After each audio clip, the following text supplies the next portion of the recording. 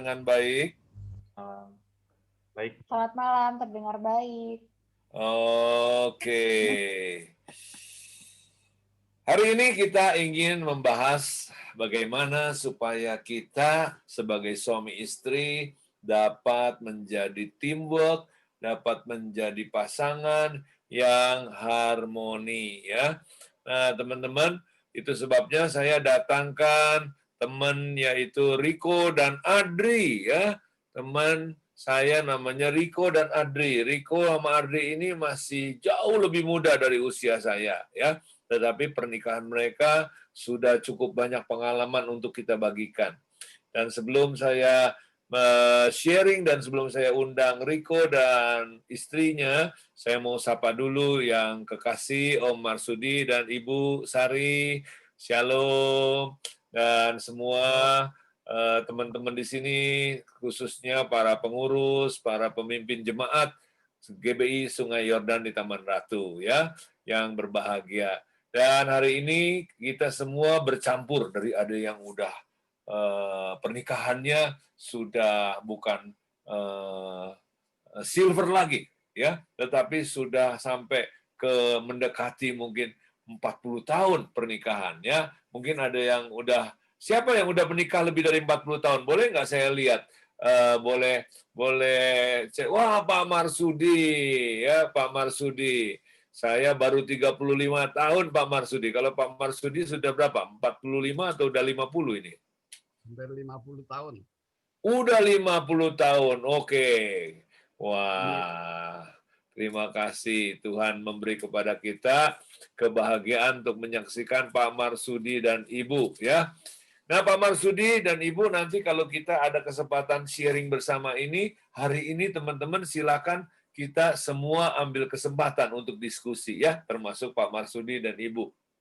Pak Dedi juga nih, jangan meneng wae Pak Dedi ya.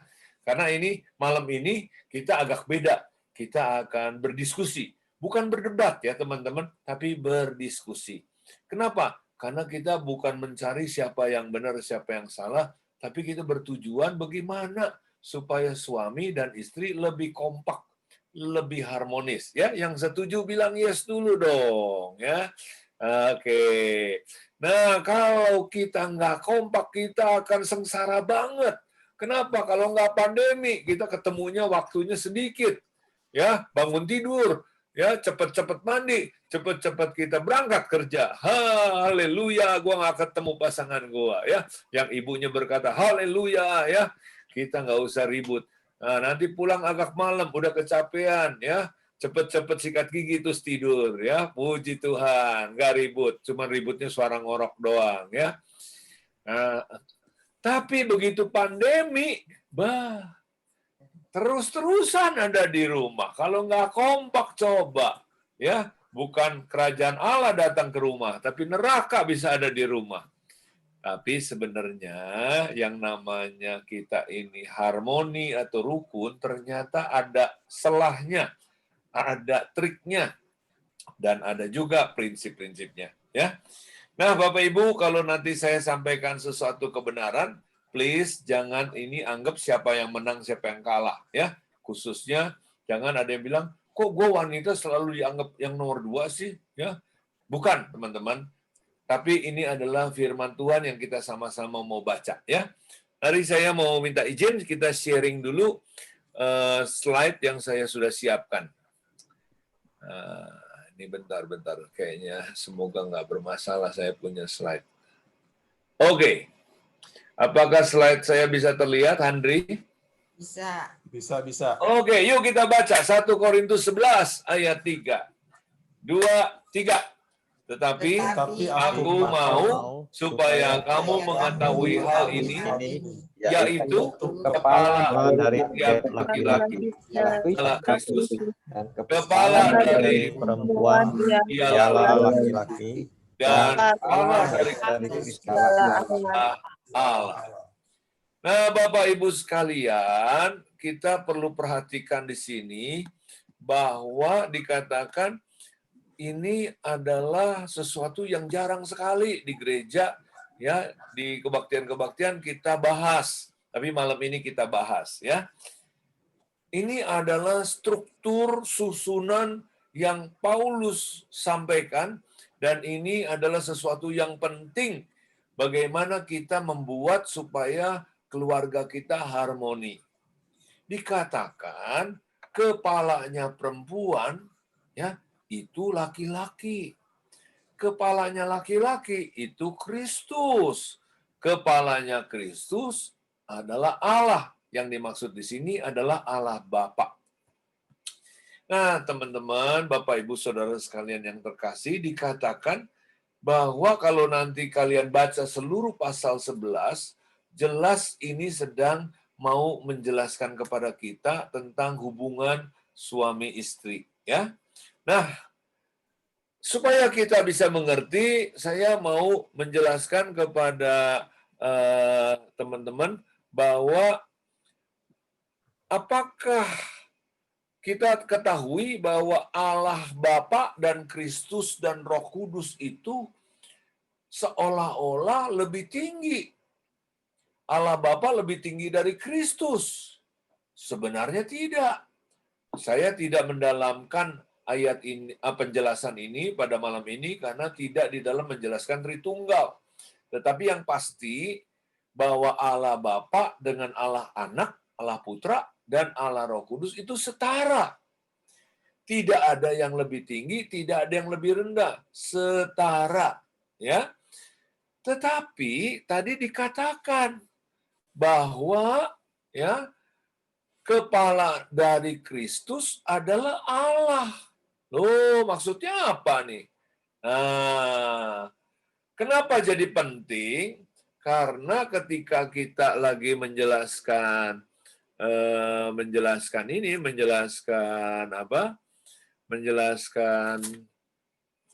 laki-laki dan perempuan, jelas-jelas di sini dikatakan bahwa kita ini seperti Kristus dengan Allah Bapa. Ya, sebentar saya lagi cari, saya punya alat ini.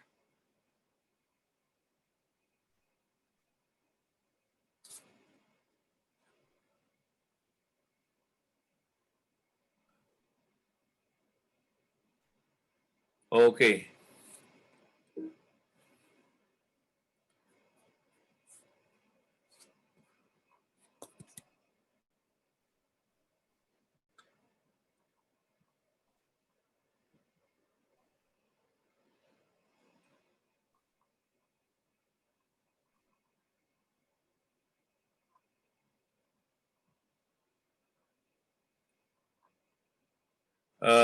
Apakah saya punya gambar, kelihatan nggak ya?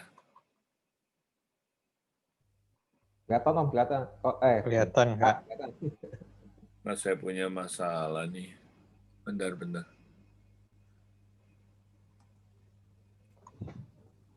Oke. Jadi di sini digambarkan tentang Allah Bapa, Kristus, dan Roh Kudus ya. Lalu di sini kalau kita gambarkan, di sini ada laki-laki, ya. Di sini ada wanita, ya. Saya kasih gambar rok sedikit, ya, lebih lebar. Jadi ini laki-laki dan wanita katanya juga setara. Laki-laki dan perempuan sebenarnya di hadapan, halo? Handri, Ya, suara saya kedengeran nggak? Kedengeran jelas Kak, bagus. Oh, soalnya di sini ada suara double, sorry. Jadi laki-laki dan wanita ini adalah setara. Dan sebenarnya sama seperti Allah Bapa dengan Allah Anak, begitu juga Allah Anak sama Allah Roh Kudus, Allah Bapa sama Roh Kudus ini setara. Tetapi di dalam struktur yang tadi kita baca, itu adalah sesuatu yang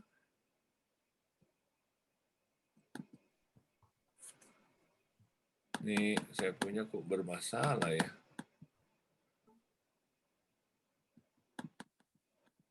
Aduh. Sorry. Oke. Nggak apa-apa Kak Santa. Nggak apa-apa ya, kita minta maaf. Nah, ini struktur. Jadi kalau kita bayangkan nih, yang kotak biru ini pimpinan tertinggi di dalam sebuah perusahaan. Kotak hijau adalah stafnya. Nah, di dalam organisasi, yang kuning juga stafnya. Kadang-kadang di dalam sebuah perusahaan, yang hijau ini bisa lebih senior usianya, bisa lebih senior pengalamannya. Tetapi si biru ditetapkan untuk jadi kepala, jadi pemimpin. Ya, di dalam konteks ini berarti si hijau perlu nggak menyadari bahwa dia posisinya dalam struktur, dia adalah orang yang dipimpin oleh si biru. Jadi si hijau walaupun dia punya pengalaman lebih banyak, ya, dia punya pengetahuan lebih, tetapi karena pemimpinnya si biru, dia perlu belajar untuk memberikan dirinya dipimpin. Ya, contoh di negara ini, ya, sebutlah yang dipimpin adalah kepala kepolisian. Si hijau ini kepala kepolisian. Tentu kalau urusan kepolisian dia lebih ngerti. Nah, si biru presiden. Ya presiden tukang kayu. Mungkin dia kepolisian ngerti-ngerti dikit. Tetapi karena dia memberikan dirinya dipimpin oleh si biru, kepala kepolisian Kapolri ini dipimpin oleh si biru, dia perlu menyadari bahwa saya dipimpin, si biru pemimpin. Nah, Bapak Ibu, demikian juga suami istri. Kita perlu tahu bahwa walaupun istri itu setara dengan suami, di mata Tuhan manusia ini nggak ada yang lebih tinggi, nggak ada yang lebih rendah, semuanya sama. Nabi Musa sama Nabi Elia, sama Daud, sama kita sama nggak di mata Tuhan? Sama, nggak ada yang lebih tinggi, nggak ada yang lebih mulia. Semuanya ditebus oleh kasih Tuhan darah Yesus. Tetapi di dalam kehidupan yang nyata ada struktur, ya. Ada struktur. Kalau Musa hari ini hidup dan kebetulan dia menjadi pemimpin di tengah-tengah kita, tentunya dia adalah si biru dan kita adalah si hijau. Begitu juga di dalam gereja. Contohnya Pak Marsudi sebagai gembala, kita sebutnya si biru, ya. Bagaimana dengan kita? Kita ada di si hijau, ya. Kita dipimpin oleh yang biru ini, ya, yaitu gembala kita. Nah, demikian Bapak Ibu teman-teman, bahwa yang namanya Kristus sendiri, dia walaupun setara dengan Allah Bapa, tetapi Paulus mengungkapkan sebuah rahasia yang luar biasa. Dikatakan kepala Kristus adalah Allah. Bayangkan ya, Kristus seringkali berkata begini,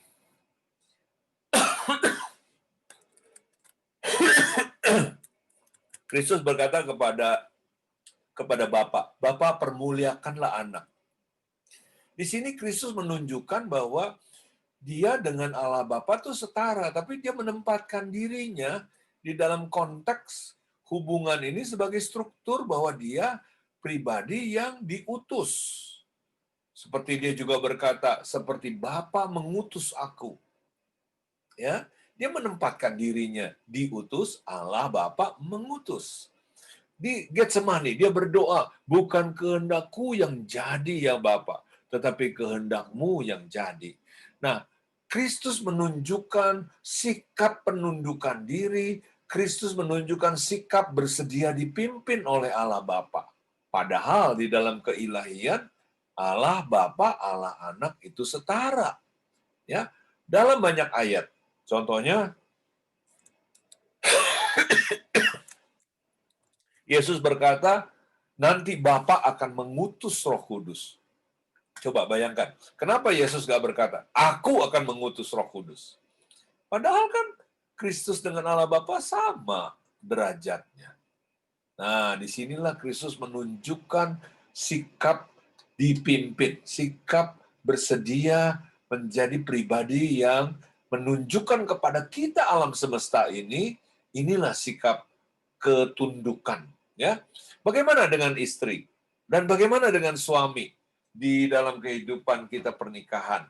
Alkitab menunjukkan bahwa perempuan ya setara sama laki-laki, tetapi dalam konteks struktur perempuan diminta untuk meneladani Kristus seperti kepada Allah Bapa.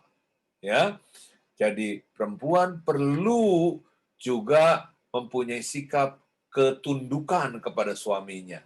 Ya. Bagaimana kalau suaminya income-nya lebih kecil? Bagaimana kalau suaminya pendidikannya lebih rendah? Bagaimana kalau suaminya intelektualnya lebih lemot? Ya.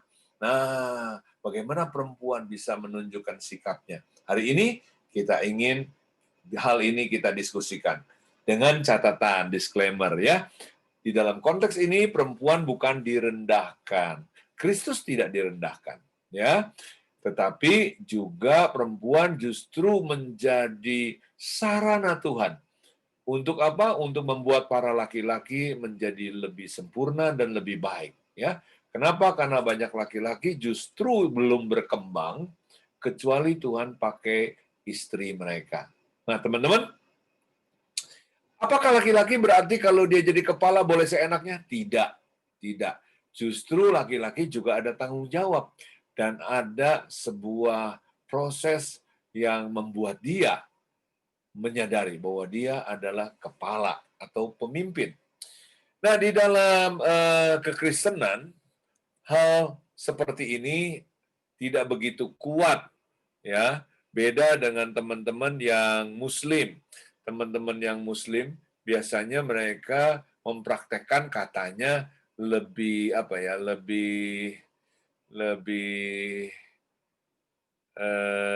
lebih takut di dalam memberontak kepada suaminya. Ya, kenapa? Karena dikaitkan dengan masuk surga. Kalau mereka nggak sungguh-sungguh tunduk, ya mereka nggak bisa masuk surga. Tetapi karena kita dalam ajaran kita tidak dikaitkan dengan masuk surga, seringkali di dalam kekristenan ini nih kurang apa nih?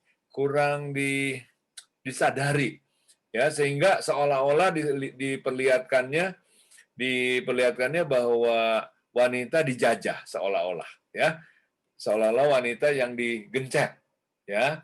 Nah, apalagi buat suku-suku tertentu, ya, atau budaya-budaya tertentu yang wanita seringkali diingetin sama orang tuanya, ya, lu nanti kalau nikah lu mesti punya tabungan sendiri. Kenapa? Supaya lu nggak tergantung sama istri lu, sama suami lu, ya. Nah, teman-teman, hari ini kita sekali lagi bukan untuk menempatkan wanita itu lebih rendah, tetapi justru kita mau diskusikan bagaimana ayat ini kita terapkan dan bagaimana ayat ini kalau kita terapkan bisa mendatangkan berkat, ya. Dan bagaimana kalau ayat ini kita terapkan bisa mendatangkan keharmonisan. Nah, saya minta Riko dan Adri untuk sharing bagaimana mereka menjadikan ayat ini sesuatu yang mereka terapkan di keluarga. Silakan Riko. Ya, thank you Kak Sam. Selamat malam teman-teman. Senang banget ketemu lagi. 1 bulan yang lalu ketemu juga ya. Ada beberapa tapi yang Riko nggak lihat sih di acara yang session segmen pertama. Ada tambahan baru, ada pendatang baru. Jadi Kak Sam, boleh nggak kalau misalkan diulas yang segmen pertama ini sambungan atau kita lagi bicara Sambungan. Oke, teman-teman buat yang kemarin nggak hadir, kita kemarin lagi bahas kalau buat Riko sama Adri, sekali lagi tidak ada maksud menggurui, apalagi di sini banyak pasangan-pasangan yang jauh lebih senior. Jadi kita cuma sharing apa yang kami dapatkan dalam kehidupan rumah tangga. Nah, kami mendapati bahwa kita itu tidak jatuh cinta karena Alkitab nggak suruh kita jatuh cinta, Alkitab suruh kitanya bangun cinta. Kenapa? Karena bangun itu punya tujuan. Jadi Alkitab suruh kita ketika kita suami istri dipertemukan, ditahbiskan, diberkati di gereja itu dengan tujuan. Kadang-kadang orang cuman jatuh cinta, jatuh itu nggak pernah punya tujuan. Jadi jatuh mah jatuh aja gitu tergeletak. Tapi yang namanya bangun punya tujuan. Dan yang lebih kemarin kita bahas adalah bahwa ketika kita sadar kita sedang membangun itu pakai jangka waktu yang panjang. Katanya yang namanya membangun cinta di hubungan suami istri seumur hidup till death do us part katanya gitu. Kalau jatuh cinta gimana? Kalau jatuh cinta mah sebentar, jatuh cinta mah sebentar tuh, duk langsung jatuh gitu ya. Jadi beda. Dan alhasil kalau bangun cinta itu dinikmatinya sama banyak orang. Sama seperti bangunan yang dibangun, orang-orang yang ada di dalam bangunannya ikut menikmati. Nah, Riko percaya bahwa anak-anak Riko sekarang ikut menikmati ketika kita sedang membangun cinta, mereka bisa menerima atau melihat role model. Nah, bicara tentang tadi hubungan hierarki, Riko seneng banget ketika tahu bahwa, wih, saya itu kepala dari istri, jadi istri kagak boleh macem-macem. Pertamanya mikir begitu Bapak Ibu ya, tapi begitu baca nih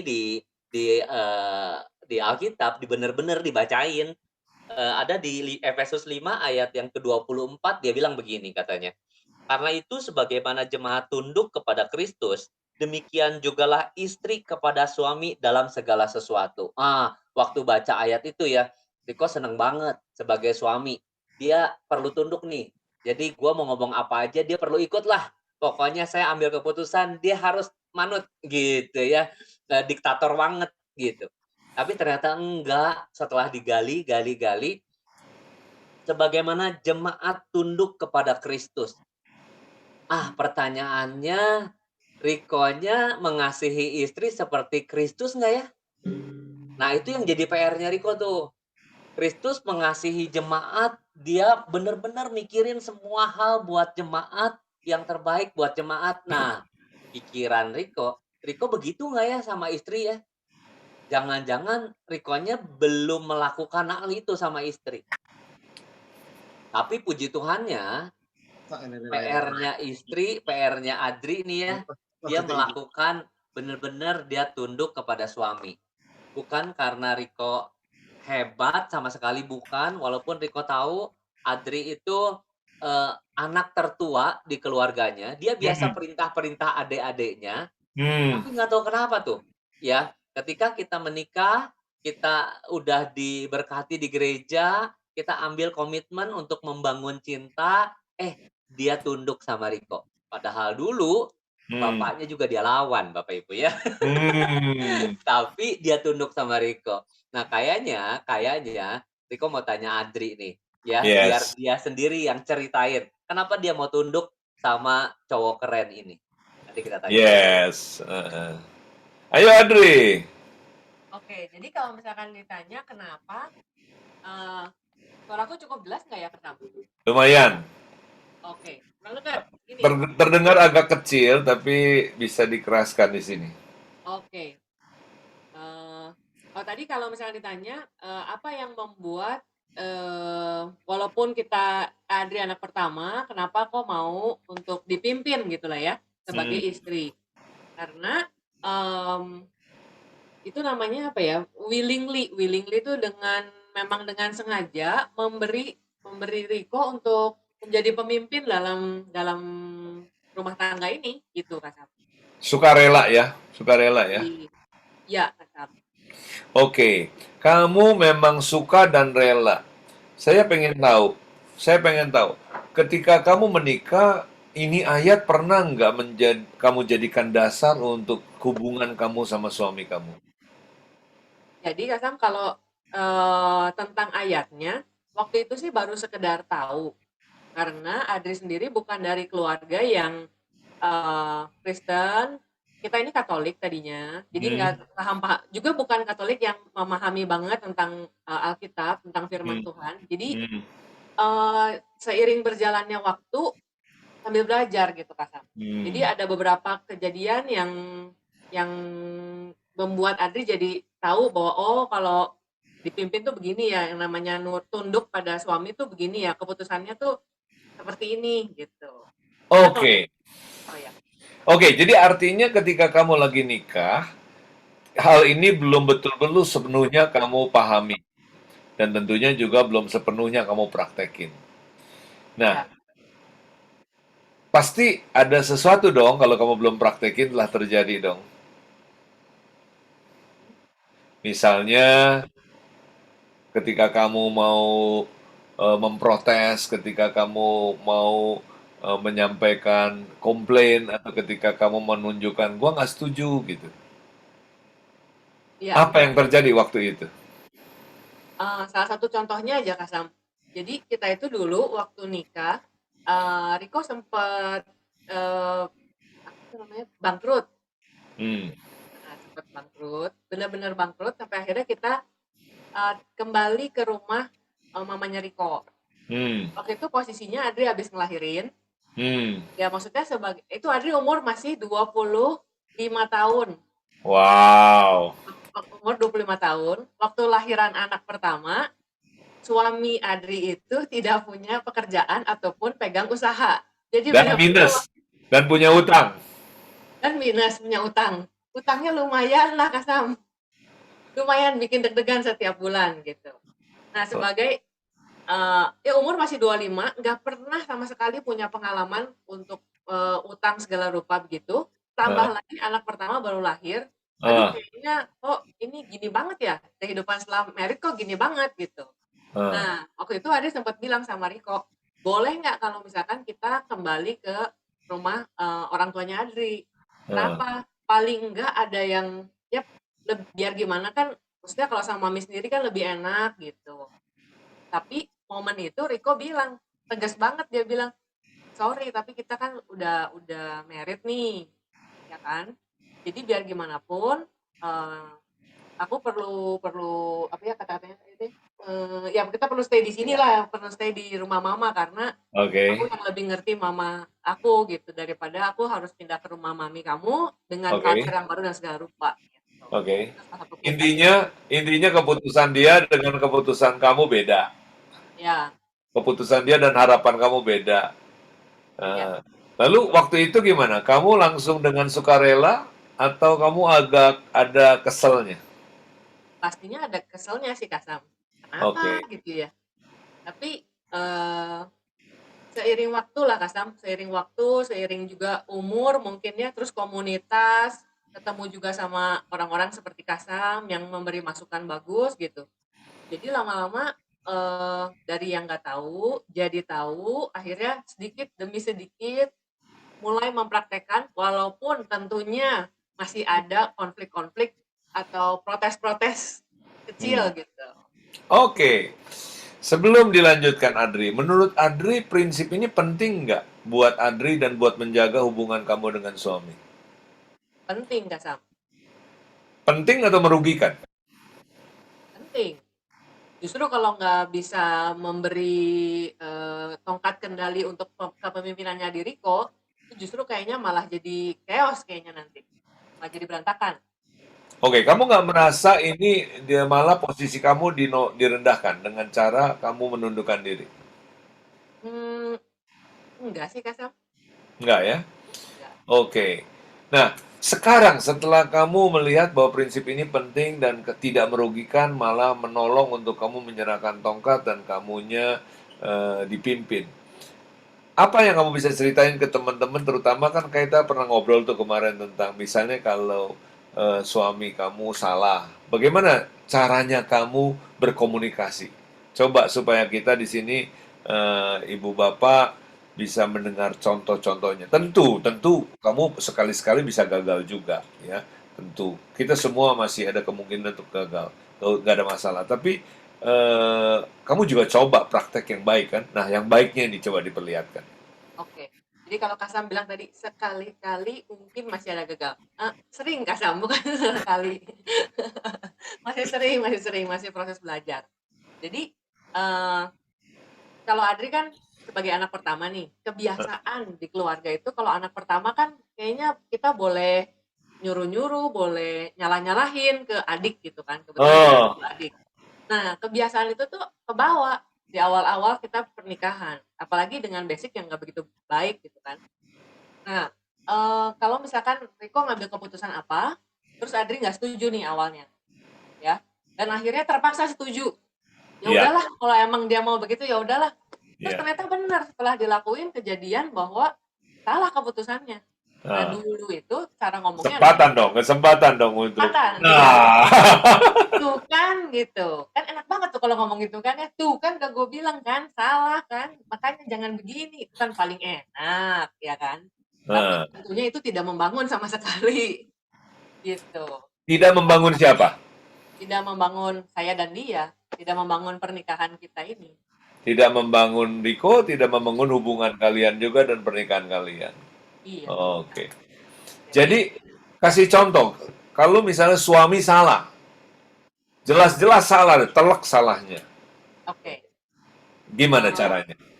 Nggak mudah sih Kak Sam, sebenarnya ya. Nggak enak ngomongnya, ngelakuinnya juga. Coba gimana? Pengennya gimana? Ini keinginan para pria ya, ibu-ibu, dan saya pernah mendapatkan 2 tipe jawaban. Tipe pertama adalah, tuh kan gue udah bilang kan, lu kenapa sih nggak mau nurut, nggak mau denger gua, lu nggak nganggap gua ya? Itu tipe pertama. Saya juga pernah dapetin. Dan itu bikin hubungan kita bisa freeze berminggu-minggu tuh ya Bapak Ibu. Tapi ketika Adri satu hari, saya juga shock juga, saya juga kaget. Saya ambil satu keputusan, dan keputusan saya ternyata membuat hutang kita bertambah besar, dan Adri, saya udah pulang ke rumah udah takut dimarahin. Tapi Adri bilang begini Bapak Ibu, buat para istri ini boleh ditiru karena bikin suasana hati saya tiba-tiba adem kayak diguyur sama embun pagi gitu ya. Dia bilang gini, saya udah siap nih, kuping udah siap nih ya. Tahu-tahu dia bilang, Ai, dia bilang ke saya, Riko, Ai, kok tenang aja, everybody make mistake. Dia bilang, tapi keputusan yang ya kita udah ambil. Jadi dia nggak bilang keputusan yang lu udah ambil, bukan.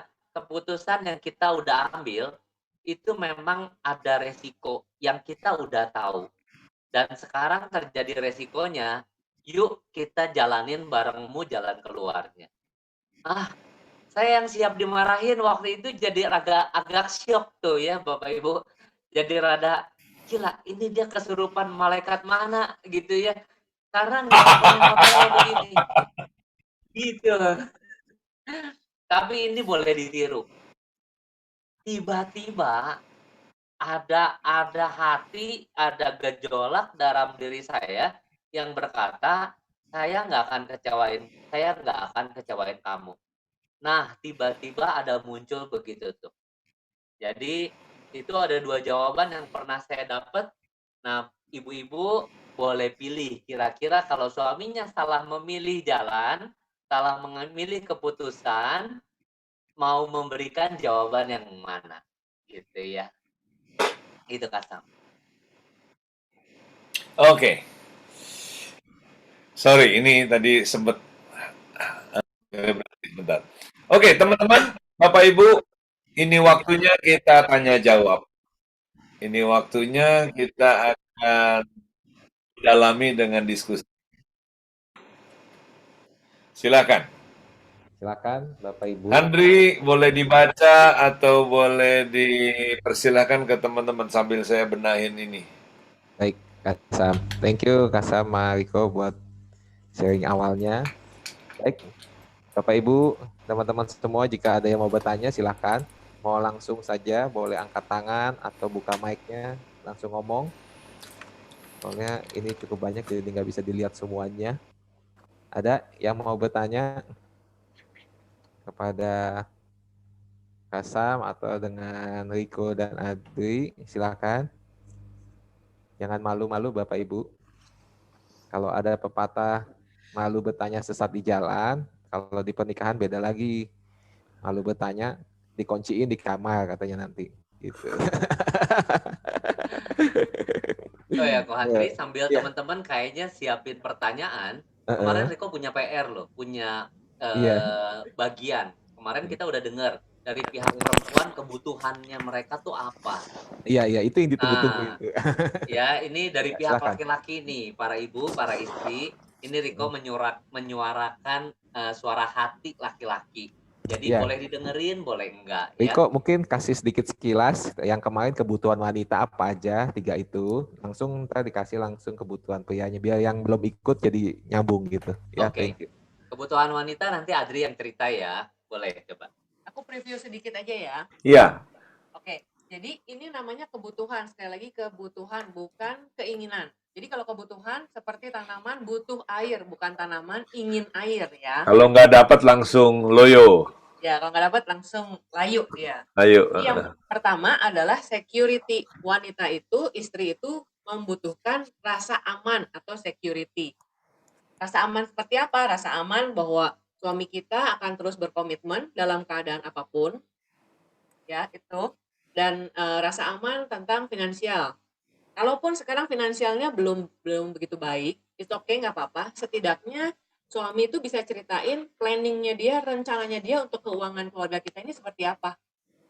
Itu satu, tentang rasa aman atau security. Yang kedua, wanita itu butuh yang namanya affection atau rasa dikasihi, mungkin ya bahasa Indonesianya, rasa dikasihi. Rasa dikasihi itu seperti apa? Kalau teman-teman, Bapak Ibu ingat dulu mungkin masih pacaran, sering bilang I love you, sering pelukan, sering gandengan tangan gitu ya. Nah, mungkin seiring waktu pernikahan sering hilang, menjadi hilang tuh momen-momen itu. Nah, itu boleh tuh ditingkatkan lagi, dikembalikan lagi, mulai lagi bilang I love you. Kalau nyebrang jalan dituntun. Jangan disuntrungin ya. Kalau lagi hujan dipayungin, gitu kan? Ya, kurang lebih Lagi gitu kah? lah. Payungin Terus? sendiri. Terus yang ketiga adalah komunikasi. Komunikasi ini kadang salah arti. Ketika kita curhat, si perempuannya lagi curhat, lagi sedih misalkan ya, laki-laki itu suka kasih solusi, langsung kasih solusi. Padahal mungkin hari itu perempuannya atau istrinya lagi nggak butuh solusi, hanya butuh didengerin, hanya butuh empatinya si laki-laki, gitu sih. Itu 3 kebutuhan dari kita para istri. Nah, sekarang kalau cowok-cowok, Saya menyuarakan para pria. Ini Yes. kebutuhan. Kayak lagi kebutuhan. Kita semua suami istri, jadi udah 17 tahun ke atas, jadi bisa ngomong blak-blakan ya. Jadi kebutuhan para pria yang pertama banget, bukan yang itu yang terakhir. Tapi yang pertama banget, kebutuhan para pria adalah dihormati. Jadi seperti tadi cerita yang Riko pernah dengar dari Adri, statementnya yang bikin kayak disiram embun pagi itu saya merasa banget saya dihormati. Merasa banget, walaupun saya salah dalam mengambil keputusan, tapi Adri menghormati keputusannya saya. Yang kedua, kebutuhan pria adalah disupport. Karena memang kami kelihatannya seperti jagoan Bapak Ibu, tapi dalam kondisi tertentu kami sangat lemah dan membutuhkan istri untuk mensupport. Kami nggak butuh mamah kedua untuk nyalah-nyalahin, untuk cerewetin, nggak perlu. Mamah saya satu aja udah cukup. Tapi saya perlu orang yang support. Dalam kondisi saya terjatuh pada waktu itu, saya perlu penopang. Nah, yang ketiga, kebutuhan pria, suami adalah seks. Gitu. Jadi seringkali dalam kondisi kita lagi di bawah, kita lagi bingung, kita lagi kesulitan di pekerjaan, di bisnis, istri lagi morang-maring karena nggak ada duit, terus istri tidak mau untuk diajak berhubungan intim. Itu seperti apa ya? Seperti ada rasa haus yang nggak dapat minum, Bapak Ibu. Saya tidak membenarkan. Ada orang-orang, ya gue nggak dapat minum di rumah, gue cari minum di luar. Itu juga kebloonan. Tapi saya cuma mau bilang, ada banyak pria yang akhirnya jatuh. Karena kebutuhannya ditahan. Karena kebutuhannya diabaikan. Gitu. Itu adalah 3 kebutuhan, menurut saya, kebutuhan dasar buat kami, para suami. Gitu, Bapak Ibu. suami-suami bilang yes. Suami-suami, kalau setuju boleh katakan yes. Kok Halim langsung semangat. Ya, nanti Ko Halim recordingnya dikasih ke istrinya, langsung kasih tahu ini semua kebutuhan gua nih, gitu ya. Gitu. Jadi oke, ada pertanyaan mungkin yang bisa didiskusikan, kita bisa diskusiin bareng-bareng. Ya, Mumpung silakan. ada Pak Marsudi yang akan nanti bisa jawabin. Saya tadi ketinggalan, Adri, rasa aman, affection, yang ketiga apa? Komunikasi, Kasam. Oh, oke. Komunikasi dalam hal didengarkan. Iya, bukan iya, hanya iya. solusi doang. Oke. Silakan. Ya, silakan. Bapak Ibu, teman-teman mau bertanya. Oh, Andri, Apakah sesuai suaranya sorry kebutuhan? kecil banget. Cek tes. Nah, Ya, mesti dideketin nih. Ya. Ya, silakan. Bapak Ibu yang mau bertanya, apakah kebutuhannya sesuai atau enggak, atau ada kebutuhan lain mungkin silakan. Siapa tahu mau nambahin. Iya, komentar dan tidak setuju dengan pendapatnya Riko, Adri dengan Kasam juga nggak apa-apa, karena ini Iya. malam kita mau sama-sama mencari supaya kita menemukan.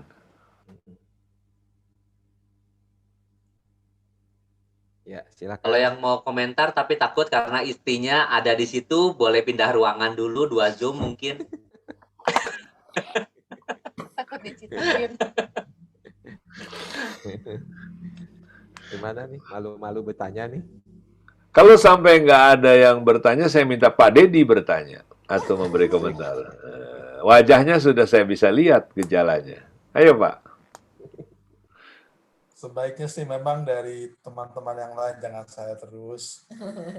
Ya, tapi Ada 30, ya Pak Dedi yang pertama Pak. Habis ini yang lain langsung meluncur Pak. Pak Dedi, 35. Ya. begitu Pak Dedi bertanya atau berkomentar, yang lain langsung meluncur Pak. Dia bilang, Dedi aja berani, masa gua enggak gitu Pak. Ya. Oke deh Pak Sam. Jadi pada prinsipnya sih kita mungkin tahu tentang firman Tuhan tadi. Bahwa laki-laki sebagai kepala dan istri kita patut kasihi. Prinsip-prinsip yang mungkin sudah pernah berkali-kali diungkapkan atau diberitakan atau disampaikan lewat firman Tuhan, lewat mimbar dan sebagainya. Tetapi memang kesulitan kita mungkin adalah pada saat prakteknya itu. Nggak semudah seperti apa yang dikhotbahkan. Karena pada saat kita mengalami masalah persoalan, kembali bahwa kalau kita melihat kasus demi kasus atau kasus yang terjadi itu, seringkali sulit untuk menerapkan itu 100% firman Tuhan itu. Artinya kita masih tetap belajar dan terus belajar untuk bisa melaksanakan apa yang Tuhan perintahkan. Karena memang tergantung kasusnya ya. Seringkali memang laki-laki itu karena dia kepala, dia egonya cukup tinggi. Dan tidak mau untuk disalahkan. Ya tadi saya surprise dengan kesaksian dari Adri bahwa dia sampai begitu rupa dalam keadaan suaminya terpuruk. Riko sudah membuat kesalahan, kemudian Adri bisa mengatakan, oke, saya bisa menghargai, bisa menerima apapun yang diputuskan, itu komitmen kita bersama. Seringkali kan yang terjadi adalah kita main salah-salahan nih. Begitu. Itu sih, lu gue udah ngomong begitu, lu masih begini. Oke. Pak Dedi. Jadi dalam dominan, nah ini masalah dominan Pak, di mana dalam rumah tangga itu saya sering melihat wanita itu sangat dominan banget gitu. Dalam banyak kasus yang saya lihat gitu, beberapa kasus. Itu aja sih Pak komentar saya. Saya pun sedang belajar dengan istri dan puji Tuhan semakin lama semakin baik, sehingga tapi belum sempurna Pak. Itu aja Pak, mungkin silakan Pak. Pak Dedi. Halo, Pak Dedi dengar suara saya? Ya.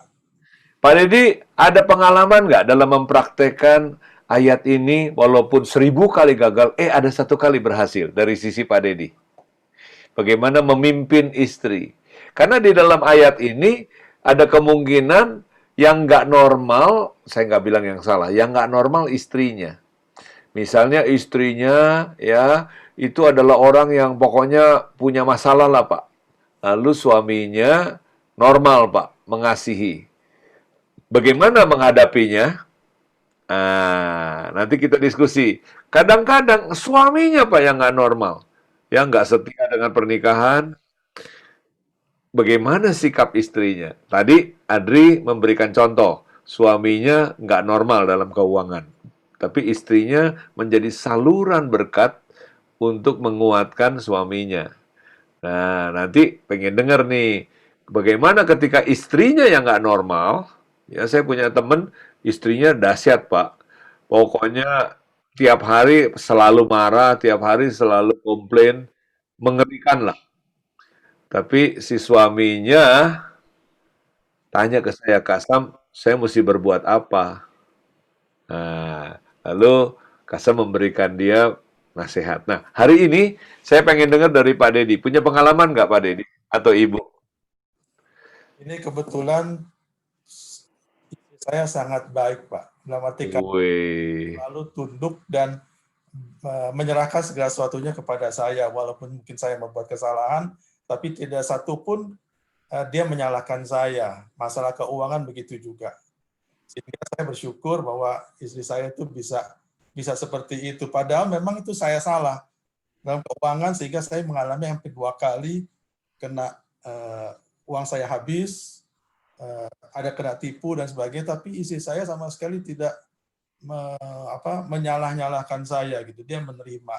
Dari situ saya bersyukur bahwa istri saya seperti itu. Tapi Oh, wow. kepada istri saya mungkin ada dari Herlina yang mungkin dia dari sisi dia coba. Wih, iya Bu, saya pengen dengar bagaimana Ibu sampai bisa menjadi supporter buat Bang Jago yang bangkrut 2 kali katanya, atau bukan bangkrut, habis 2 kali ya. Bu, ayo Bu. Bang Jago.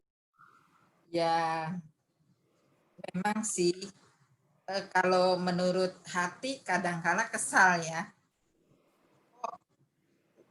Apa gitu, ternyata uang sebanyak itu sampai bisa habis gitu kan ya, karena salah untuk berinvestasi gitu kan. Tapi kembali lagi, kalau saya marah, keadaan sudah istilahnya tidak bisa diperbaiki lagi gitu. Kalau saya marah berarti tambah parah kan. Akhirnya kita ribut, sejahtera hilang. Malah jadi hubungan suami istri malah tambah kacau gitu. Akhirnya saya kembali lagi, saya cuma satu, saya datang di bawah kaki Tuhan, saya berseru kepada Tuhan, saya cuma minta Tuhan, kalau memang ini adalah satu proses yang memang harus saya lalui, saya bilang, saya terima semua keadaan ini. Dan akhirnya di situ saya tidak melakukan apa-apa gitu. Saya tidak marah sama dia. Dan udah, akhirnya ya udah disitulah akhirnya kita nggak ada ribut atau apa gitu soal uang ya. Karena saya juga, apalah artinya uang itu cuma sementara gitu. Pulang juga nggak bawa apa-apalah gitu. Apalagi sekarang dengan pandemi seperti ini ya. Saya lihat orang yang banyak uang pun itu tidak menjamin bahwa hidupnya bahagia gitu. Mungkin yang seringkali saya tuh pada saat saya bawa semua masalah itu dalam doa, di situ Tuhan kasih hikmat, di situ Tuhan kasih kekuatan jalan keluar, walaupun itu terjadi, tapi itu tidak membawa keributan dalam rumah tangga. Jadi saya terima semua itunya, apa yang salah dilakukannya gitu. Wow. Pak Dedi, saya lupa nama istri tadi siapa Pak Dedi? Herlina. Ibu Erlina. Ibu Erlina rupanya punya senjata rahasia ya.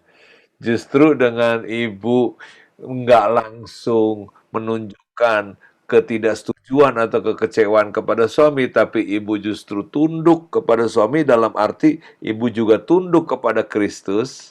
Jadi masalah ini buat apa juga saya protes ke suami, buat apa juga saya ngomel, ya nggak akan menyelesaikan masalah. Lebih baik Ibu serahkan langsung urusannya sama atasan dari suami. Wah, Ibu nih main decking nih ceritanya nih ya. Ibu langsung mainnya langsung sama bos dari suami gua aja mendingan ngomongnya. Ya, kalau sama laki gua mah percuma, bisa-bisa malah berantem. Mendingan sama bosnya aja. Dan begitu sama bosnya, Ibu malah dapat damai dan Ibu dapat ketenangan. Dan tanpa Ibu ngomel ke suami, malah suami mendapat kekuatan. Betul ya Pak Dedi begitu ya? Betul sekali, Pak. Wow, jadi kalau saya catat ya, pertama jaga hubungan suami istri dipertahankan itu menjadi lebih utama dari apapun. daripada cari siapa yang benar, siapa yang salah, atau bagaimana masalahnya jadi besar, tapi utamakanlah hubungan suami istri. Kedua, datang sama Tuhan, serahkan sama Tuhan, berdoa ya Bu ya, dan percaya Tuhan akan tolong ya Bu ya. Oke, thank you Pak Dedi, thank you. Ayo yang lain, silakan Pak Dedi, nanti comeback lagi ke Pak Dedi. Ayo silakan, Bu Elina, makasih Bu Elina. Handri, where are you Handri? Baik, silakan. Ayo, siapa lagi? Yang mau bertanya, di sini ada Pak Suyadi, Bu Christine, silakan. Ya. Iya, Yang kita mau bertanya atau yang muda dari pasangan Alex, kalau mau bertanya, malu bertanya, ingat dikunciin di luar kamar nanti. kalau begitu saya mau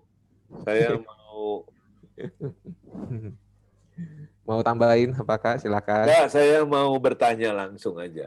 Si Robert selalu Robert. jadi sasaran saya, Robert. Robert mukanya lagi bengong aja. Iya, Robert, Silakan. bagi kamu tentang kepala dari perempuan ada laki-laki, bagaimana prakteknya kamu dengan istri? Ayo cerita, Robert.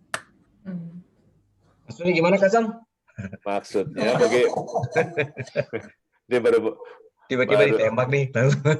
ini bukan cuma ditembak lagi, udah ditagih langsung. Robert dan istri, bagaimana kalian berdua mempraktekkan ayat ini? Kepala dari perempuan adalah laki-laki. Bagaimana kalian pakai prinsip ini untuk menolong membangun pernikahan kalian? Saya yakin kalian nggak bisa 100% sempurna. Belum, ya. Dan nggak usah malu, kita ada di sini, kalau ditanya Kasam gimana? Seru Kasam. Ya. Tapi nggak apa-apa. Kita belajar sama-sama, saling belajar, supaya sama-sama terinspirasi. Gimana? Robert, istrinya siapa namanya, Bet? Lisa. Oke, ayo Lisa, bagaimana? Ayo, Lisa. Gimana? Lisa duluan. Ayo, Lisa. Kasam itu di kolom chat ada yang tanya tuh Kasam. Ya, oke, nanti habis ini ya, silakan. Lisa, apa komentar kamu? Bagaimana mempraktekannya?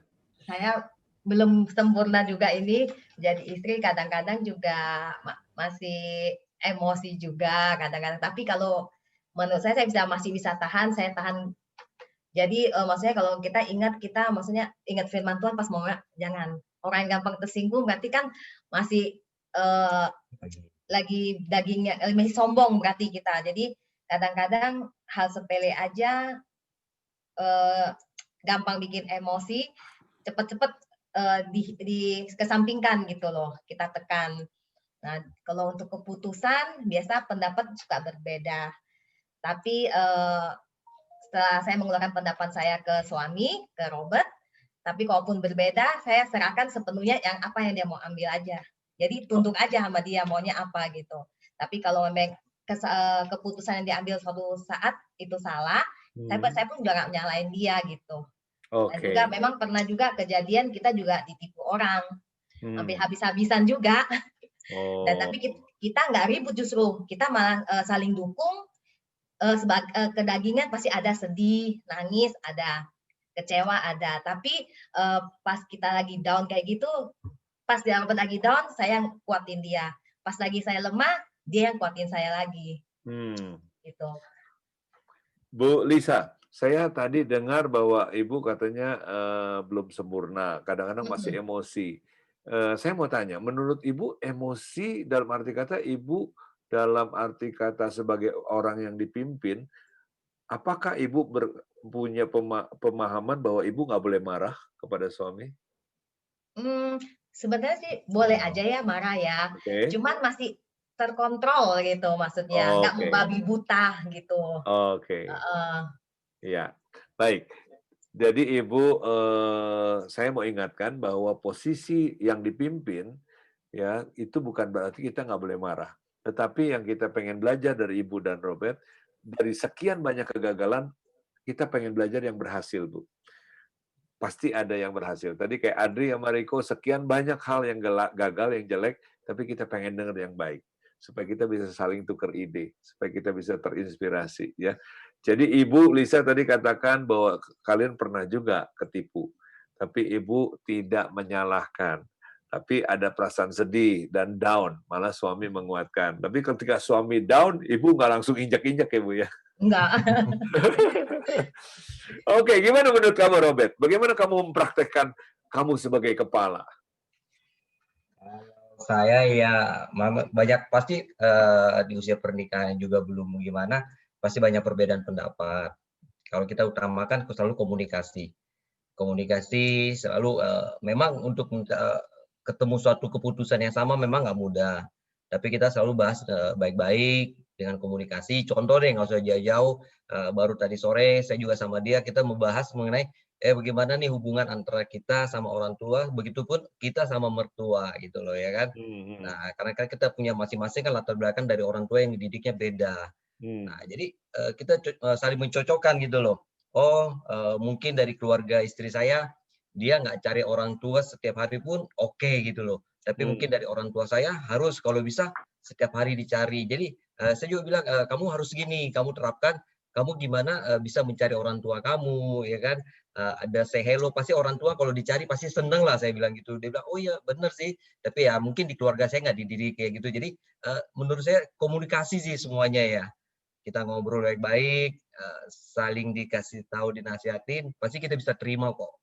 Jadi kalau saya utamakan kita dikomunikasi sih Pak Kasam. Oke. Jadi kamu memimpin istri kamu dengan menerapkan banyak komunikasi gitu ya? Ya.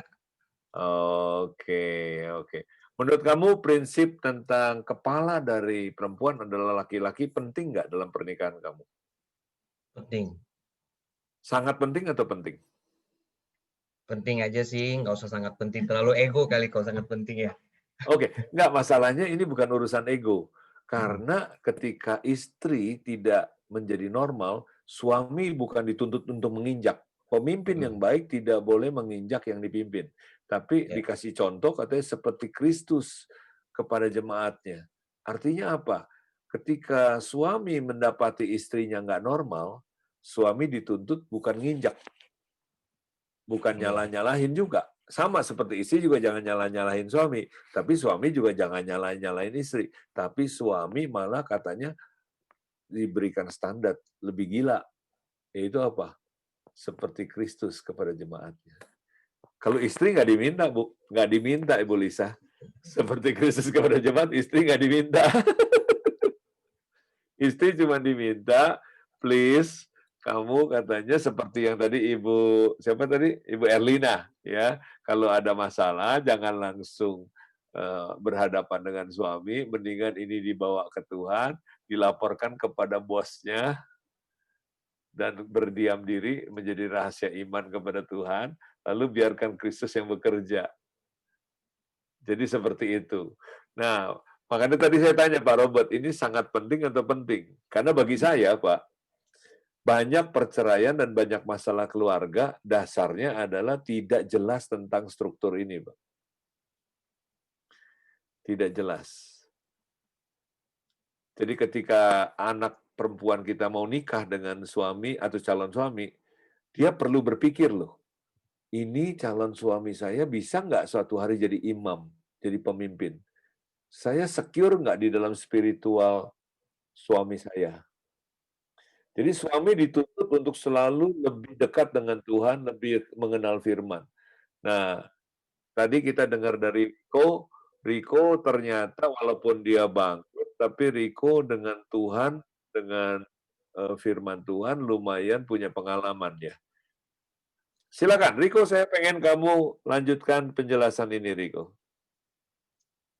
Ya, benar banget tadi Kasam yang Kasam ceritain bahwa memang struktur atau hierarki itu jadi penting sekali. Kenapa? Kalau nggak penting ya Tuhan nggak akan tulisin dalam Bible-nya, nggak akan kasih tahu bahwa itu adalah dasar hubungan suami istri. Ya, tapi permasalahannya kadang-kadang kita cuman literally mikirin bahwa gue kepala, jadi gue berhak.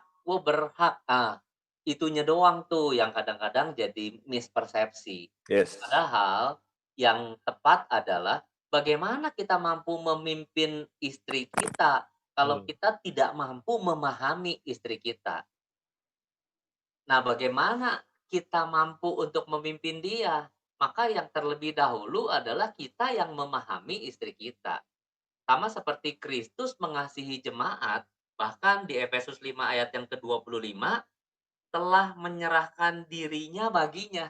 Gitu, telah menyerahkan dirinya Yesus bagi jemaat. Nah, apakah kita sebagai pemimpin maunya mengambil haknya terus, tapi kita tidak memahami? Apakah kita bisa mengerti kondisi istri kita? Nah, itu mungkin jadi pertanyaan-pertanyaan yang lebih perlu seorang suami untuk dalami. Tapi tentang hierarki, menurut saya setuju dengan pendapatnya Kasam, juga firman Tuhan, itu adalah hal yang sangat penting. Gitu, Kasam. Oke, thank you, Riko. Kasam, Silakan. caranya memahami, kan tadi katanya bisa memimpin kalau bisa memahami. Ya. Nah, salah satu cara yang mudah untuk diaplikasikan untuk bisa pahamin istri, nah gimana? Simpelnya salah satu contoh begini, teman-teman. Itu ada pertanyaan tadi dari siapa ya? Dari Kak Dion. Dion. Dari Kak Dion. Nah, ini pernah menjadi diskusi juga antara saya dan Adri. Masalah seks itu normalnya gimana? Normalnya adalah suami dengan istrinya. Pasti itu normalnya. Ya. Kalau suami dengan istri orang lain itu nggak normal. Sangat Kalau tidak suami normal. dengan suami orang lain itu lebih nggak Apalagi normal. itu parah itu. Gitu, itu normalnya adalah suami dengan istrinya. Ya. Ada Pak Marsudi. Maaf Pak Marsudi, saya suka bercanda. Nah, Maaf ya Om, ini suami saya suka bercanda Om. Nah, kalau intensitasnya gimana? Pertanyaan yang menurut Riko statement-nya cukup jelas bahwa kalau contoh si suami maunya tiap hari sedangkan istrinya tidak sanggup menyanggupinya. Nah, itu statement yang cukup baik, bukan tidak mau tapi tidak sanggup. Kenapa? Karena Riko juga belajar memahami Adri. Memang otak kepala laki-laki katanya menurut survei itu 7 detik sekali mikirnya seks tuh. 7 detik sekali mikirnya seks gitu ya. Sedangkan perempuan kagak. Kita memang berbeda. Makanya saya kawini. Kalau sama nggak boleh di Indonesia soalnya. Enggak, bukan begitu ya. Tapi memang karena kita berbeda, that's why ini normal. Nah, ketika bicara tentang seks, kita perlu memahami bahwa istri kita tuh pikirannya nggak sama dengan pria. Karena istri kita itu wanita. Yang pertama, ada kadang-kadang mood, ada kadang-kadang lagi nggak enak badan, ada kadang-kadang lagi, ya apapun. Makanya Efesus 5 ayat yang ke-25, hai suami kasihilah istrimu sebagaimana Kristus telah mengasihi jemaat dan telah menyerahkan dirinya, itu Riko pakai buat diri Riko sendiri. Nggak bisa tuh kita paksa-paksa, Riko ngomong ke diri sendiri ya, Bapak boleh setuju, boleh enggak. Riko ngomong sama diri sendiri, nggak bisa kita paksa-paksa. Kenapa? Karena Kristus juga menyerahkan dirinya buat jemaat. Kalau Riko paksa, namanya Riko jajah, bukan pimpin. Tapi kalau Riko paham bagaimana istrinya Riko, bagaimana saya membuat dia sukacita, bagaimana saya membuat dia happy, mungkin saya belajar tentang bahasa kasih lah, dari Gary Chapman dan lain sebagainya, saya memahami dia, itu nggak usah dipaksa-paksa. Dia udah ngerti juga bahwa seksual itu adalah hubungan intim itu adalah kebutuhan seorang pria juga. Jadi dia juga sudah memahami. Nah gitu sih mungkin kalau jawaban dari Riko Kasam. Ya, benar. Jadi Bapak Ibu, walaupun kita ditempatkan sebagai kepala, bukan berarti kepala itu sesukanya. Tapi kepala itu justru bertanggung jawab untuk membuat orang yang dipimpinnya itu sejahtera, happy, ya sama seperti presiden. Presiden akan dipuji, disukai oleh rakyatnya kalau presiden itu bukan mengeruk harta untuk presidennya, bukan mencari kesenangan atas kedudukannya, tapi dia betul-betul mengabdikan diri, ya memperjuangkan kesejahteraan bangsa dan negaranya. Ya, persis seperti kata Kristus kepada jemaatnya. Kita rasanya bisa mencintai Yesus itu bukan karena Yesus hebat serba kuasa. Kalau kita cuma punya gambaran Tuhan kita kayak Superman ya, maha kuasa banget ya. Kalau dia bangkit saja rasanya semua dunia goncang gitu ya. Kita menyembah dia dengan ketakutan. Tapi kenapa kita bisa mencintai Yesus kita? Itu karena dia bersedia datang ke dunia dan mati di kayu salib. Ya, kenapa kita mendengar dia mencuci kaki murid-muridnya, hati kita hancur ya. Kenapa? Karena kita tahu bahwa itu luar biasa sekali. Nah, demikian juga kita dengan istri kita, kita bisa memimpin dia dengan baik bukan karena kita diberi hak untuk memimpin, tapi kita juga harus peduli. Ya, peduli bukan cuma kepada kebutuhan kita justru, tetapi kepada kebutuhan yang dipimpin. Ya, nah pemimpin di sini justru punya tanggung jawab yang luar biasa, yaitu kita mendahulukan kebutuhan dari orang yang kita pimpin. Ya, itu pendapat saya. Nah, sebelum saya serahkan dan kita akhiri kepada Handri, saya serahkan. Silakan, terutama Pak Marsudi nih, kita pengen dengar juga nasihatnya, ya, petuahnya, dan juga tentunya rahasia sampai 50 tahun pernikahan nih. Bagaimana mempraktekkan soal kepala mengepalai. Silakan Pak Marsudi.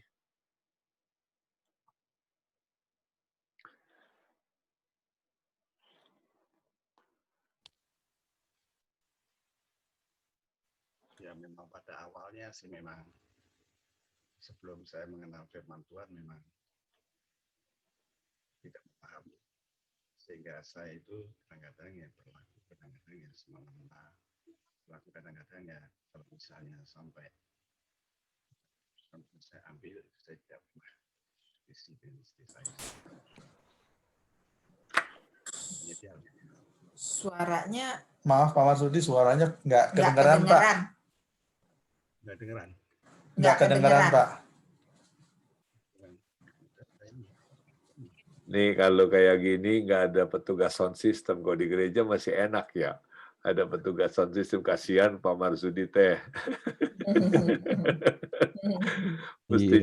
mesti cari tombol, mesti apa ya.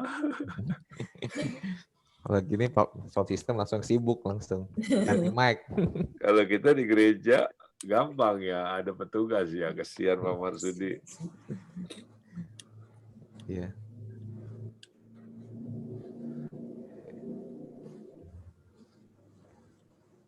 Salah apa? masih. Salah ini dua-duanya. Kali aja lah kok gitu, saya dengarnya. Gak apa-apa Pak Marsudi, silakan. Nanti saya ulangi dengan suara yang lebih besar Pak, sedapatnya. Kan ada rekamannya juga. Terima kasih Pak Marsudi. Lanjutkan Pak Marsudi, silakan. Ya pada mulanya sih memang saya lebih tidak mendiskusikan kalau ada sesuatu, kemudian juga keputusan sendiri. Nah, ya menimbulkan kekecewaan karena dianggap saya merendah, ya dianggap sebagai istri. Tapi berjalannya waktu untuk seminar dan sebagainya saya bekerja. Kalau saya mesti harus menjadi pemimpin. Pemimpin itu bukan diktator, bukan ngatur, dan juga harus memandangnya sendiri. Mungkin mau nggak mau karena ada suami istri yang ditempatkan sebagai penolong harus diskusi sehingga akhirnya nanti akan mencapai ya sepakat sehingga kita keputusan. Sejak itu istri saya berubah karena dia merasa dihargai, merasa diterima, merasa diajak diskusi, disepelekan sehingga akhirnya kami berdua bisa saling mengasihi.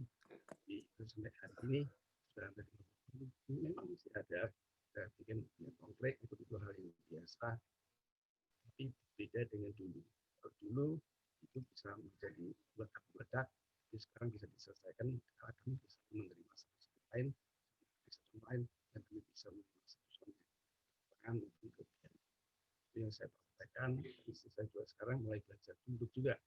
Mungkin kadang-kadang juga gagal, tapi nilai seperti itu gagal. Tapi memang ya manusia perjalanan itu harus proses melalui suatu perjalanan yang panjang, yang pada akhirnya nanti kita akan mencapai titik di mana kita menjadikan tangga mesra saling mengasihi, sehingga kami pada ini kami saling membutuhkan, kami saling berjalan bersama-sama. Saya selalu didampingi oleh istri dalam manapun pergi, istri saya selalu mendukung, dan itu yang menguatkan saya sehingga saya merasakan istri ini benar-benar yang akan mensupport saya, sekalipun mungkin yang mungkin salah, itu tidak mau itu yang saya lakukan. Terima kasih. Oke, Bapak Ibu teman-teman, saya coba untuk mengulang ya. Kalau saya punya pengulangan ada yang keliru, nanti dikoreksi. Pak Marsudi tadi katakan pada mulanya sih, ya awal-awalnya katanya sebelum mengerti kebenaran, tentunya ada kondisi-kondisi di mana hal ini tidak bisa dipraktekkan. Tapi berjalannya waktu, Pak Marsudi kemudian menyadari sebagai pemimpin itu bukan diktator, dan bagaimana juga istri sebagai peranannya sebagai penolong. Lalu Pak Marsudi katanya kemudian mulai mengajak istri itu dengan menghargai. Jadi istri juga merasa dihargai, bahkan diajak diskusi gitu ya. Terus kemudian sehingga istri bisa berjalan dan kemudian mereka berdua bisa menjadi kompak dan selalu kemana-mana bersama dan saling mendukung. Dan itu yang saya bisa ulangi, yang saya tangkap. Selebihnya mungkin saya juga nggak dengar ya. Tapi saya mau tanya Pak Marsudi dan Ibu, ya Bu. Ibu yang jawab kali ini, Bu ya, gantian Bu Sari. Bu, apakah kebenaran tentang kepala dari perempuan adalah laki-laki ini adalah prinsip yang sangat penting supaya semuanya jadi beres. Menurut Ibu gimana, Bu?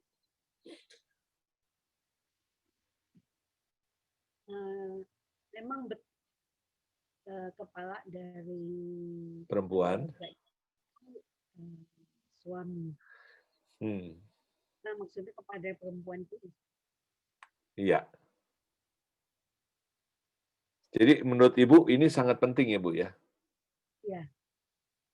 Dalam hal ini ya, kepala dari istri suami ya penting. Ketika Ibu menjadi istri, menjalankan peranan sebagai istri, Ibu sendiri ketika mempraktekkan prinsip ini, bagaimana Bu? Kesulitannya, tantangannya apa Bu?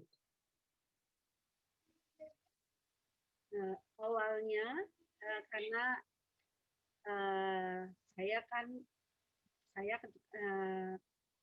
mulai dari muda sampai sekarang saya bekerja. Jadi karena saya bekerja dan suami pun bekerja. Jadi dalam hal keuangan kami tidak pernah kekurangan. Jadi kadang-kadang saya juga kadang tidak tunduk. Kalau hal-hal yang berkenan, saya tidak tunduk pada suami saya. Karena saya merasa saya pun bisa mencari uang sendiri. Jadi kadang-kadang tidak mudah juga kalau ada hal yang tidak berkenan, saya tunduk pada suami itu agak susah juga kadang awalnya. Tapi dengan banyak mendengar firman, lama-kelamaan meskipun saya cukup mempunyai uang, akhirnya saya pun tunduk kepada suami. Oke, setelah Ibu berhasil belajar untuk tunduk kepada suami, menurut Ibu sekarang lebih berat atau lebih mudah Bu menjalankan peranan istri? Lebih mudah ya. Oh ya? Apa-apa kan saya tinggal punya aja suami. Iya. Menurut Ibu lebih mudah sebab sekarang Ibu lebih apa-apa suami gitu ya Bu ya?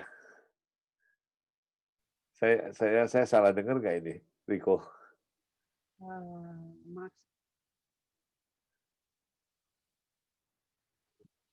Signalnya nggak gitu jelas. Kalau dalam hal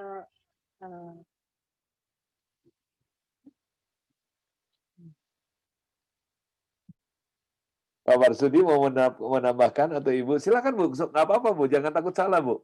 Signal aja ini masalahnya Bu. Bu Sari? rasanya cukup loh Pak. Cukup ya? Oke. Ya udah, nggak apa-apa, terima kasih. Bapak Ibu, Dari Pak Marsudi kita telah mendengar dari Ibu bahwa ketika dia mempraktekkan firman Tuhan ini, sekarang dia merasa lebih mudah, merasa lebih ringan, merasa lebih mudah menjalankan peranan sebagai seorang istri. Dan kita telah dengar tadi dari Andri juga sama, ya.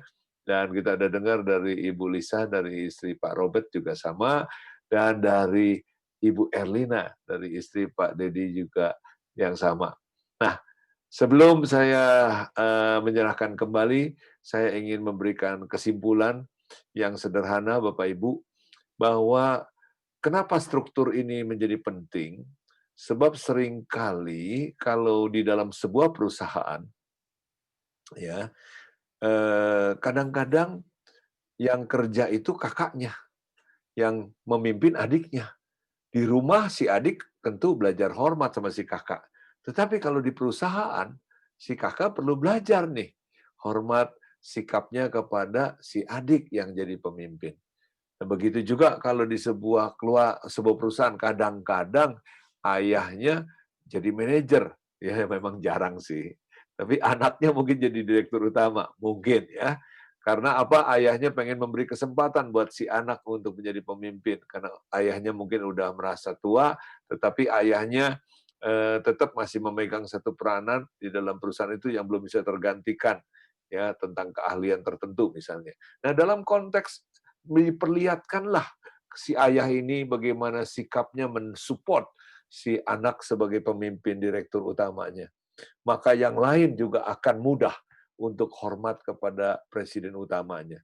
Bagaimana seorang istri menunjukkan sikap dia hormat kepada suami, itu menolong anak-anak, ya, menolong anak-anak untuk bisa hormat kepada ayahnya. Kalau di rumah seorang istri tidak bisa menunjukkan hormat kepada suami, yang terjadi adalah anak-anak juga punya contoh dan berkata, lah, kalau mama nggak bisa hormat, kita juga nggak usah hormat, ya. Nah, Bapak Ibu, topik ini tentunya akan sangat panjang kalau kita mau diskusikan lagi, tetapi yang pasti malam ini semoga diskusi kita, semoga yang kita dengar dari teman-teman ini bisa menjadi berkat, ya. Dan besok kebetulan kami ada Blink Leaders Club, ada sebuah keluarga sepasang suami istri akan membicarakan topik yang sama seperti malam ini. Saya juga yang akan memandu. Dia satu hari mengumpulkan anaknya, dan di depan anaknya istrinya menyerahkan tongkat komando kepemimpinan keluarganya kepada suaminya. Dan sejak itu suaminya bisa menjadi pemimpin di keluarganya. Ya, kalau mau dengar besok silakan mampir di Zoom jam 1. Nanti linknya bisa minta kepada Handri. Tapi kalau yang nggak sempat, nggak apa-apa, karena kita akan rekam dan akan muncul di YouTube 2 minggu kemudian. Nah, Bapak Ibu, terima kasih. Selamat malam. Saya serahkan kembali ke Handri. Terima kasih Handri. Terima kasih Pak Marsudi. Terima kasih Pak Dedi. Baik, terima kasih Kak Sam, Riko, dan Adri yang udah sharing, dan juga Bapak Ibu yang sudah berpartisipasi mengikuti acara sesi ini. Dan sebelum kita akhiri di waktu-waktu yang terakhir ini, boleh kita tampilkan videonya Bapak Ibu, kita mau foto, ya, kita foto dulu secara online buat kenangan-kenangan kita. Ya, mungkin seringkali banyak foto waktu meeting ya, tapi biarlah sekali ini kita lagi sesi, kita foto, boleh yang videonya belum dibuka, boleh dibuka sebentar, ambil posisi yang terbaik, kita mau foto, ya. Buat kenang-kenangan nanti saya akan kirim. Kalau sampai ada yang nggak kekirim, Bapak Ibu tolong kasih tahu ke saya atau ke Pak Beni, ya, sama Ibu Leni, supaya siapa tahu kami kelupaan, lupa nomornya gitu. Jadi tolong minta fotonya dong. Silakan, jangan ragu-ragu. Yang lain yang belum buka fotonya, biar bisa kita lihat mukanya, saling kenal. Wah, ada Marsha nih ya, ikut sama papi maminya. Ada Liv juga tuh sama anak saya sama mamanya. Oke, sebentar saja Bapak Ibu, sambil kita foto, ada pengumuman sedikit, baru kita akan doa tutup yang akan dipimpin oleh Pak Dedi. Oke, sudah semua? Ya, sekali lagi sambil menunggu, yang lain silakan dibuka foto. Terima kasih yang udah bergabung, join. Ya, mohon maaf bila masih ada kendala ya tentu memang banyak hal untuk kita online, baik itu dari segi hostnya mungkin masih kekurangan kayak saya, kemudian juga dari sinyal kadang putus naik, ya, kemudian juga dari teknologi yang ada. Jadi kita bisa memaklumi dan bersabar, pasti suatu saat nanti akan lebih baik lagi. Yes. Ya, oke, sudah semuanya. Saya akan foto tampil yang terbaik. Harap bersabar, siap. Karena ada 2 layar, jadi kita akan foto banyak ya. 1, 2, 3, senyum. Oke, sekali lagi ya. 1, 2, 3, senyum. Sebentar, halaman yang kedua. 1, 2, 3, senyum. Saya nggak tahu mana halaman 1, 2. Coba buka senyum aja Bapak Ibu ya, senyum. Iya, betul. Maksud gitu langsung senyumnya indah sekali kayak yang terakhir. Oke, terima kasih Bapak Ibu udah senyumnya. Saya takut kemudian terlalu kering giginya.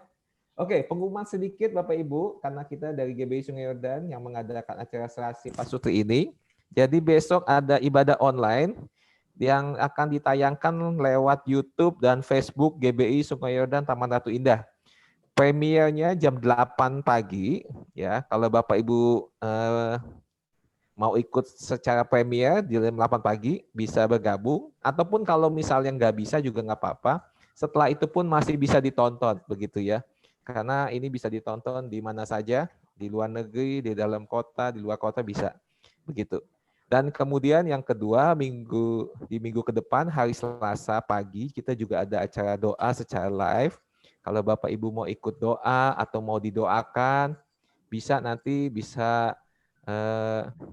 isi mungkin data yang mau didoakan apa, nanti bisa ikutin di Instagram GBI Sungai Yordan ya. Bapak Ibu bisa cari di Instagram GBI SYTRI di sana. Nanti Bapak Ibu bisa DM ya, private message ke sana apa yang mau didoakan, nanti ada infonya semua di sana. Jadi bisa ikuti channel YouTube GBI Sungai Yordan, ikuti channel di Facebook dan juga di Instagram. Oke. Baik, sekian dulu Bapak Ibu. Kita akan akhiri. Sekali lagi terima kasih semuanya. Terima kasih Pak Masudi, Bu Sari yang sudah bergabung setia. Dan nantikan Bapak Ibu pengumuman selanjutnya. Serasi bulan depan, catat tanggalnya. Yaitu di bulan Februari di minggu kedua setiap Sabtunya. Sabtu minggu kedua ya. Oke, Sabtu minggu kedua. Baik, saya minta dengan hormat Pak Dedi untuk doa tutup dan doa berkat. Waktu dan tepat, silakan. Ya, baik semua saudara-saudara sekalian, kita akan mengakhiri acara Pasutri malam hari ini. Mari kita berdoa bersama-sama. Segala puji syukur kami naikkan kepadamu ya Bapak. Kalau pada malam hari ini kami semua boleh menghadiri, mengikuti acara Pasutri Serasi, di mana kami boleh belajar kebenaran firman Tuhan yang disampaikan oleh hamba-hambamu, baik Pak Samiton, Riko, dan Adri, tentang kepemimpinan dalam rumah tangga, bahwa Tuhan sudah menempatkan kami sebagai laki-laki, sebagai pemimpin, sebagai kepala dari istri, yang mengasihi istri sebagaimana Kristus mengasihi jemaatnya dan menyerahkan nyawanya bagi jemaatnya. Dan bagaimana posisi istri yang tunduk kepada suami seperti jemaat tunduk kepada Kristus. Tuhan, kami mengucap syukur atas setiap pemaparan, pembahasan, dengan pengajaran dan contoh-contoh yang diberikan oleh hamba-hambamu ini ya Bapak, supaya kami semakin mengerti dan semakin menyadari akan dan memahami apa yang menjadi kehendak-Mu dalam kehidupan kami. Kami tahu bahwa semua pengajaran yang datang daripada Engkau, firman itu baik adanya, supaya kami boleh hidup sebagai dalam pernikahan yang berbahagia dan boleh saling mengasihi satu sama lain. Bapak, biarlah firman Tuhan dan pengajaran yang disampaikan dan kesaksian itu boleh menguatkan kami, boleh kami semakin memahami bagaimana kami bersikap kepada pasangan kami masing-masing, bagaimana kami juga harus menempatkan posisi kami sesuai dengan yang Tuhan inginkan dalam kehidupan kami, supaya rumah tangga kami Tuhan berkati, karena kami tahu di mana ada kerukunan, di mana ada penundukan diri, di mana ada kasih, di situ berkat Tuhan dicurahkan bagi keluarga kami masing-masing dan pernikahan kami. Terima kasih ya Bapak atas semuanya. Tuhan, biarlah firman-Mu itu boleh Kau meteraikan dalam hati kami, dan kami mau melakukannya dalam kehidupan kami sehari-hari, kami boleh mempraktekkannya dalam kehidupan kami sebagai suami istri ya Tuhan.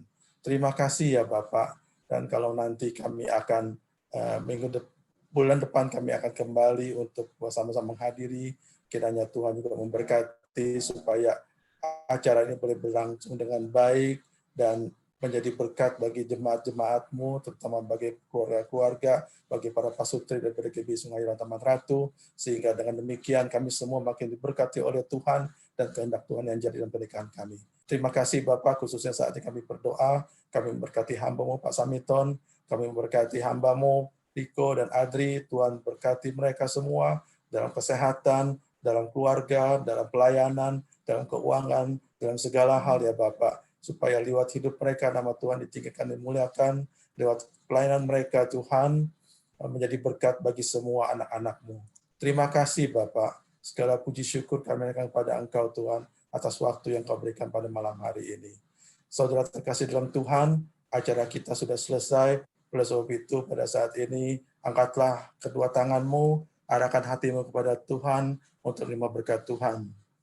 Terimalah berkat yang berkelimpahan dari Bapa Surgawi, diberkatilah kesehatan-Mu, diberkatilah rumah tangga-Mu, diberkatilah keluarga-Mu, diberkatilah pernikahan-Mu, dan diberkatilah dalam segala hal, dalam keuangan, dalam kesehatan, dalam apapun juga ada kerukunan, ada damai, kedamaian, ada saling menghormati sama satu sama lain, saling mengasihi satu sama lain, dan biarlah berkat Tuhan turun atas keluarga-Mu pada saat ini.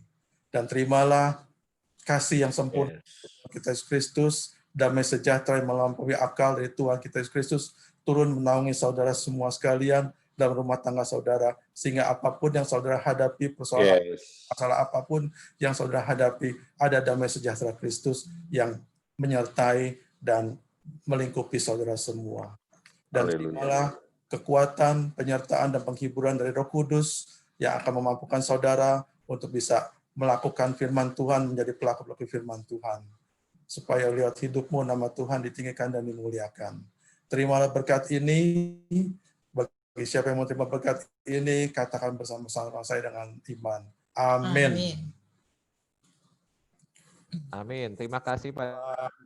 Kasih. Makasih Pak Sam, Pak Parasum. Terima kasih Pak Samiton. Teman-teman semua. Terima kasih. Terima kasih Adri. Sampai jumpa. Terima kasih semuanya. Sampai jumpa bulan depan. Tuhan memberkati. Sehat selalu. Terima kasih. Terima kasih semuanya.